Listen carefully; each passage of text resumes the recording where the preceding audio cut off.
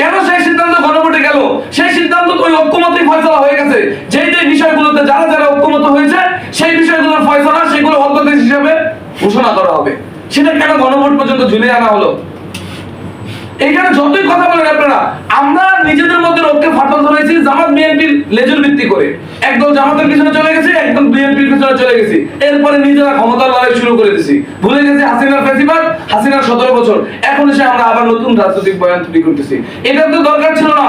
ঐক্যমত্য কমিশনে এটা ফয়সালা করা দরকার ছিল কি কি আগামী ভবিষ্যৎ কি কি হবে। সেখানে কি হলো?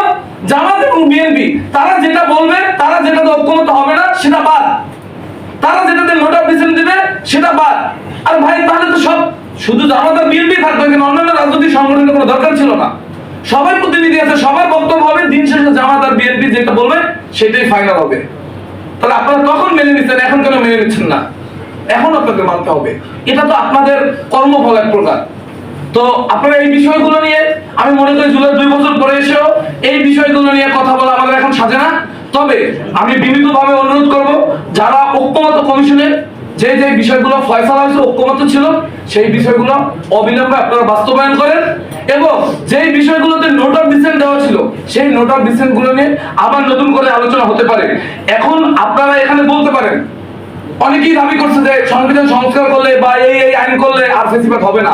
আসলে ভাই ফেসিবাদ হওয়া না হওয়া কোনটাই সংবিধানের উপরে নির্ভর করে না। 72 সংবিধানে কোথাও ফেসিবাদের কথা উল্লেখ নাই, কোথাও জনবিরোধী কোনো আইন নাই, কিন্তু সেটাকে রাজনৈতিক দলগুলো, রাজনৈতিক সরকারগুলো তাদের সুবিধার্থে সেটাকে ফেসিজম কায়েম করার হাতিয়ার হিসেবে বানাইছে। সুতরাং গণতন্ত্র হচ্ছে মস্তিষ্কে।